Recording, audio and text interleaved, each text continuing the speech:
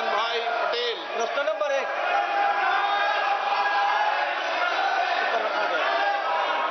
मेरा प्रश्न मंत्री जी से यह है कि भारत की पांडुलिपि विरासत के संरक्षण हेतु प्रारंभ की गई ज्ञान भारत का पहला उद्देश्य और उसके प्रमुख घटक क्या है, तथा दक्षिण गुजरात के वलसाड संसदीय क्षेत्र के गोड़िया, कोकड़ा और वाली जैसे जनजाति के मौखिक और पांडुलिपि परंपराओं के दस्तावेजीकरण किया जा रहा है और इसमें AI का उपयोग किया जा रहा है। माननीय अध्यक्ष महोदय, विरासत हमें दिशा भी देता है, विरासत हमें दर्शन भी देता है और इसलिए मोदी जी ने विकसित भारत की जब कल्पना करी तब रेड फोर्ट से अपने उद्बोधन में कहा था कि हमें विकसित भारत बनाना है। तो विकसित भारत बनाने के लिए हम प्रेरणा कहाँ से लेंगे?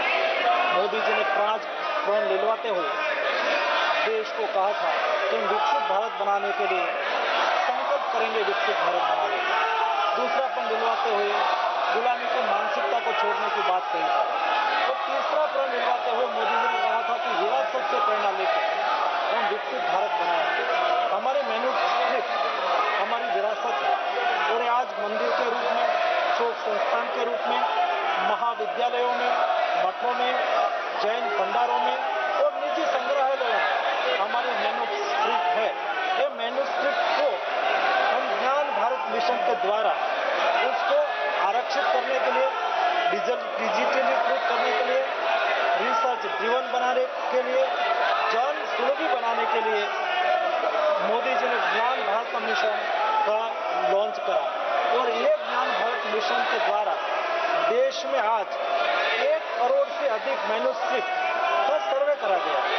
उसमें से ये मैन्युस्क्रिप्ट में से 8 करोड़ अब डिजिटलाइज हो चुकी है और उसमें से 3,74,000 मैन्युस्क्रिप्ट और उसमें माननीय सदस्य ने कहा है कि अपनी लोकल लैंग्वेज में भी कोई जो मैन्युस्क्रिप्ट होगी तो उसको भी इस सर्वे में शामिल करके उसको भी उसके प्रति संशोधन करा जाएगा और डिजिटलाइज करा जाएगा।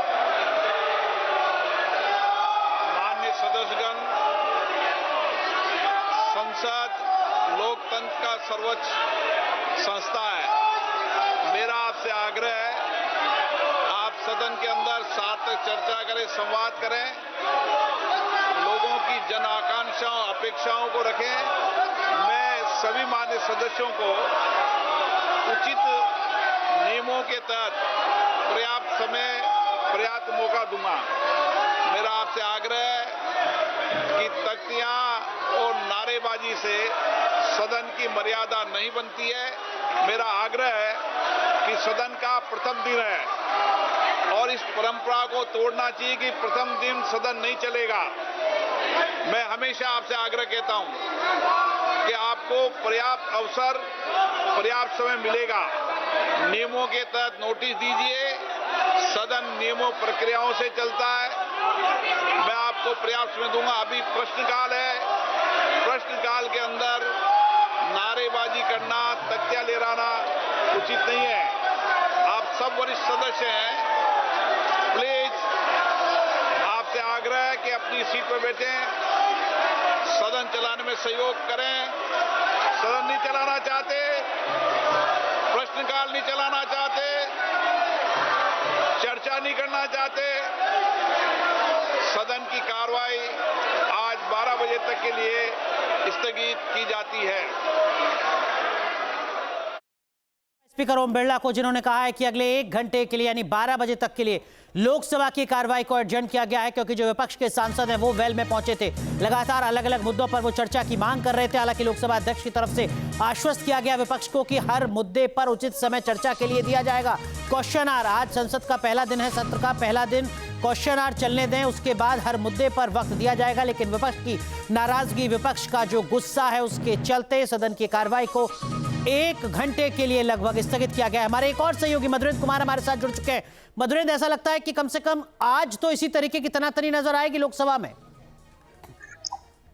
देखिए, सत्र को चला पाना इतना आसान नहीं होगा, क्योंकि जिस तरह से विपक्ष लामबंद होकर तमाम ऐसे मुद्दे हैं जिस पर सरकार को घेरने के लिए तैयारी कर रहा है, उसका पहला नजारा तो कभी दिखा था ऑल पार्टी मीटिंग में।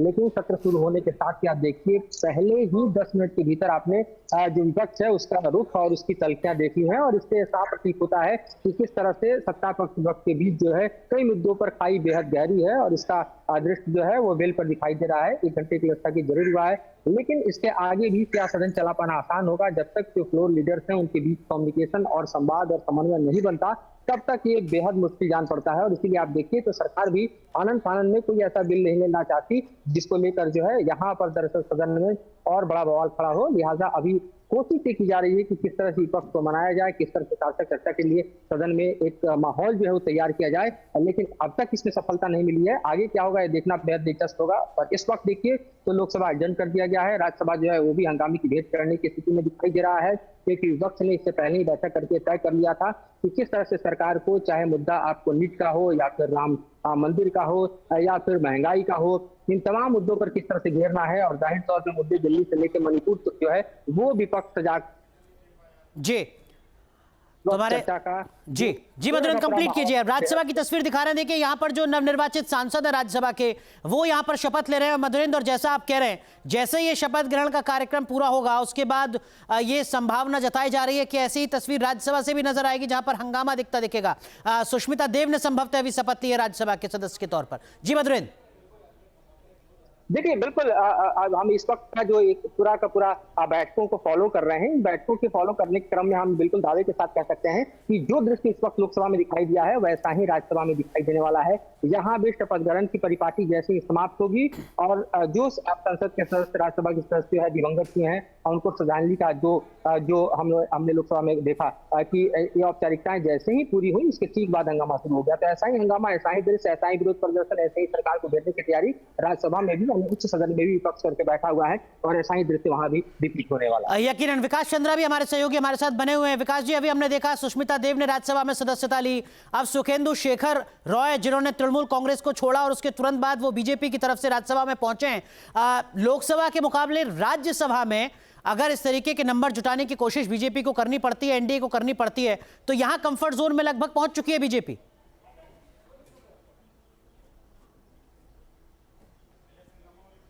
जी बिल्कुल सही कहा आपने, कंफर्ट जोन में पहुंच गई है। लेकिन हाँ, जो 2/3 की बात अगर हो रही है तो उससे बीजेपी थोड़ी पीछे है। लेकिन जो सरकार के सूत्र हमें बताते हैं कि यहाँ भी तमाम सारे बिलों पर अन्य लोगों से, यानी अन्य सांसदों से जो दूसरे विपक्षी दल के हैं, उन बिलों पर सहमति बना ली गई है कि अगर वैसा आता है, 2/3 की नौबत पड़ती है तो राज्यसभा में न रुके।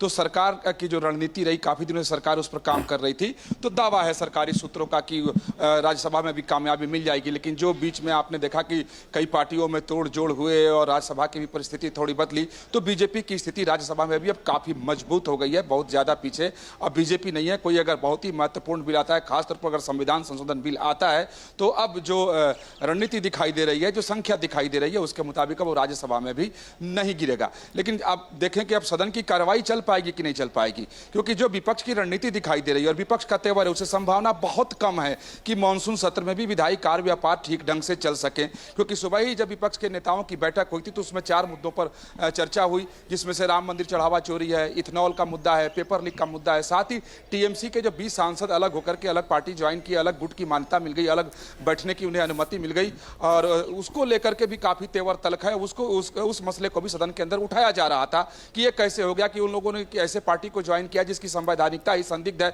उसकी संवैधानिकता को जांचे बगैर कैसे उनको अलग गुट की मान्यता दी गई। हालांकि जो गुट की मान्यता दी गई है बिल्कुल संसदीय व्यवस्था और ठीक है। विकास जी, आप बने रहिए हमारे साथ, मधुरेंद्र आप भी हमारे साथ बने रहिए। इस सत्र को लेकर राजनेताओं के रिएक्शन किस तरीके के आए हैं वो जरा एक बार दिखाते हैं। भाजपा सरकार नहीं, अहंकार की तरह काम कर रही है, अहंकार है उनके अंदर। कम से कम बच्चों की बात तो सुननी चाहिए थी। नीट में इतना बड़ा घोटाला हुआ, घपला हुआ, आज भी लोग सवाल खड़े कर रहे हैं, तो कैसी सरकार है? क्या यही अमृतकाल है? देखिए, सरकार काफी दिनों से दिखाई दे रही है कि वो मूल मुद्दों पर किसी भी प्रकार की चर्चा के लिए तैयार नहीं, और इसीलिए आज तक ये नहीं बता पा रही कि सदन के अंदर क्या राम मंदिर पर चर्चा होगा, क्या नीट के विषय पे चर्चा होगा, और चर्चा होगा तो किस तारीख पर चर्चा होगा, आज तक सरकार नहीं बता पा रही। सब पूरे देश को पता है कि ये मूल विषय हैं इस मॉनसून सत्र में, लेकिन अब तक सरकार के पास कोई एजेंडा नहीं, कोई बिजनेस। कि समाजवादी पार्टी के जो सांसद है वो भी मार्च करेंगे, तो किस तरह से करेंगे? 9:30 बजे सांसदों की मीटिंग है। Till now I don't know what will be the decision of the parliamentary party.